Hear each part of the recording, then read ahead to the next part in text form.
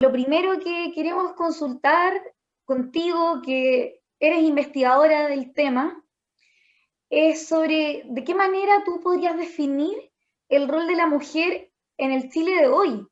Y por supuesto también cuáles son los desafíos que consideras que aún están pendientes. Bueno, nosotros sabemos que, por ejemplo, a finales del siglo XIX o a comienzos del siglo XX, la situación de la mujer, no solamente en Chile, sino en Occidente, era totalmente distinta a las condiciones que tiene la mujer hoy en día, ¿cierto? Porque antes, efectivamente, la mujer no podía participar en la política, no tenía acceso a la educación superior, tampoco podía tener independencia económica.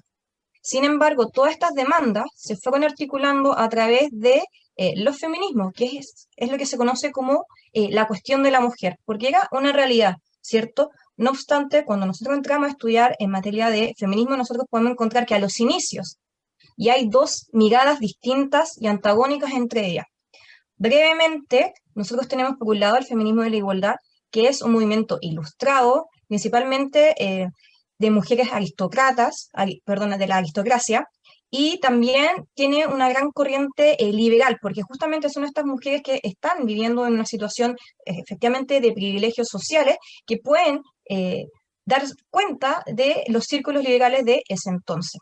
Y de aquí, del movimiento de, o sea, de los feminismos de la igualdad, van a surgir los movimientos sufragistas que justamente van a empujar el acceso al voto porque entienden que la mujer, cuando tiene la posibilidad de votar, no solamente puede sufragar, sino que también puede postularse a un cargo de elección popular. Es decir, era la primera puerta para que nosotros también pudiéramos ingresar a la esfera pública. No obstante, vamos a ver que todas estas demandas, que es el acceso a la política, a la educación, en el fondo a igualarse a las condiciones masculinas, ya fueron subsanadas. Y vamos a ver que a la par, que también específicamente la batalla por el sufragio, también va a ser articulado al mismo tiempo por otro feminismo que se conoce como los feminismos de la diferencia, que a diferencia de los de la igualdad, que tienen esta matriz liberal, estos tienen un eje totalmente comunista, es decir, desde discursos tanto socialistas como marxistas y anarquistas, van a entender la cuestión de la mujer desde sus propias aristas. Entonces vamos a ver que no solamente se va a demandar, por ejemplo, el acceso al voto, sino se van a ir radicalizando mucho más, tanto en sus discursos como en sus praxis. Entonces, por eso, ya a los inicios, se está hablando, por ejemplo, de abolir la esclavitud sexual, de desplazar el matrimonio tradicional, y esto lo van a proponer distintas autoras durante el siglo XX, cuando se invita a dejar atrás, por ejemplo, la monogamia, la heterosexualidad, incluso la maternidad, cuando ocupan eufemismos como los derechos reproductivos, que es el aborto, ¿cierto? Es matar al niño que está por nacer. Entonces vamos a ir viendo que al mismo tiempo se van articulando dos feminismos que, claro, hay una situación real, pero sus miradas son antagónicas y por lo tanto sus propuestas para lograrlo, ¿cierto? Para poder solucionar esa situación, son totalmente distintas. No obstante, nosotros podemos ver que todas estas igualdades civiles y políticas ya fueron en su mayoría subsanadas.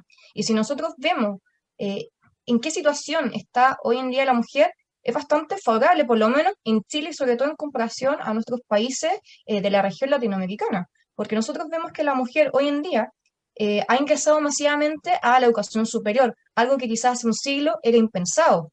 Y esto generó como consecuencia que también tuviéramos una mayor participación en la esfera laboral, ¿cierto?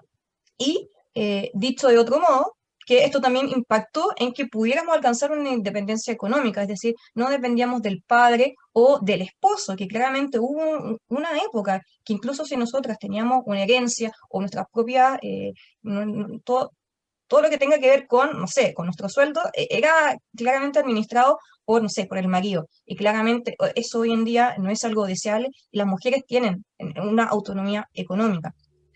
Entonces, nosotros podemos dar cuenta que las mujeres chilenas ya en el año 2021 pueden elegir qué tipo de vida quieren, ¿cierto? Es decir, pueden optar por formar familia, pero también pueden decidir qué quieren dedicarse a su carrera laboral y ellas pueden decidir cuándo quieren ser madres, ¿cierto? No obstante, a pesar de esta situación, nosotros encontramos que igual hay desafíos tanto a corto y largo plazo. Y aquí nosotros podemos hablar, por ejemplo, de un tema que está muy en boga hoy en día, que es con respecto a la brecha salarial. Sin embargo, nosotros hemos visto cómo esta situación nuevamente se ha ido articulando con sesgos ideológicos que no nos dan a entender por qué se da efectivamente esta situación.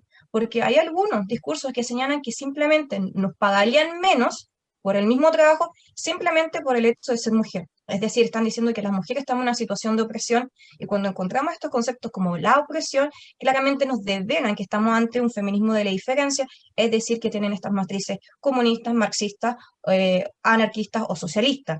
Entonces ahí nosotros vamos identificando que si hay una realidad, se está interpretando de una manera ideológica, por lo tanto, cuando se propone solucionar esta situación, claramente no se logra porque tiene este sesgo. Entonces nosotros deberíamos apuntar a analizar esta situación en relación a por qué efectivamente se da esto. Y nosotros podemos encontrar algunas ideas que tienen, por ejemplo, que ver con el trayecto laboral que tiene la mujer. Es decir, se les suele pagar más a las mujeres que no se ven interrumpidas en su carrera laboral, a diferencia de aquellas que la interrumpen. Y aquí nosotros vemos que las mujeres interrumpimos nuestra carrera laboral cuando efectivamente vamos a ser madres, ¿cierto? Entonces ahí nosotros vamos a ver que hay una discrepancia entre la mujer que decide no tener hijos en la misma carrera, ¿cierto? En el mismo trabajo, en cambio a la mujer que decide ser madre. Entonces aquí nosotros vemos que hay que solucionar algo que es eh, tener en cuenta cuál es la naturaleza de la mujer, ¿cierto? Que tenemos toda la posibilidad de ser madres y tener esta noción de respaldar la familia para que la mujer pueda compatibilizar tanto vida familiar y maternidad con el ámbito laboral o incluso el ámbito político. Es decir, generar instancias para que las mujeres sí tengan estos incentivos para seguir trabajando y no castigarlas cuando ellas deseen ser madres. También vemos, por ejemplo, que entiendo que se han tratado de impulsar políticas públicas que vayan en esta dirección, por ejemplo, involucrar a los padres a que también se tomen este periodo de acompañar a las madres cuando después den a luz, ¿cierto? Y por lo general no lo suelen tomar, ¿cierto? Entonces nosotros tenemos que empujar, en el fondo, en un cambio cultural a que los hombres también puedan hacerse cargo de la crianza de los niños y no sea visto de mala manera. Y yo estaba revisando el Mercurio del domingo 7 de marzo, que era un estudio hecho por Equifax, que justamente estuvo analizando sobre cómo se compone la población femenina en Chile mayor a los 18 años. Y es interesante tener en cuenta porque este estudio, porque señalaba que las mujeres en el Chile actual eh, son, eh, son parte de la mayoría de las matrículas registradas en el año 2020 en la educación superior.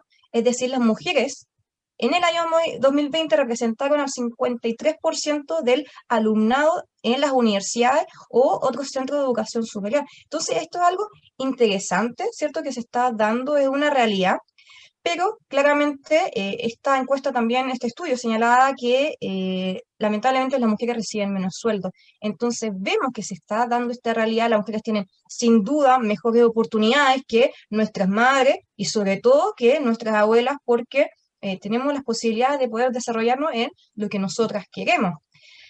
Sin embargo, a mi juicio, como ya señalé, creo que los desafíos más relevantes de esta década que ya está comenzando es compatibilizar vida familiar y maternidad con el mundo laboral, porque entendemos que es deseable la mayor participación femenina en todos los espacios, porque desde nuestra mirada nosotros podemos contribuir a una mejor construcción de la ciudadanía, de la vida social e incluso de la vida política, es decir, sin duda somos un aporte a, a la vida en común del siglo XXI.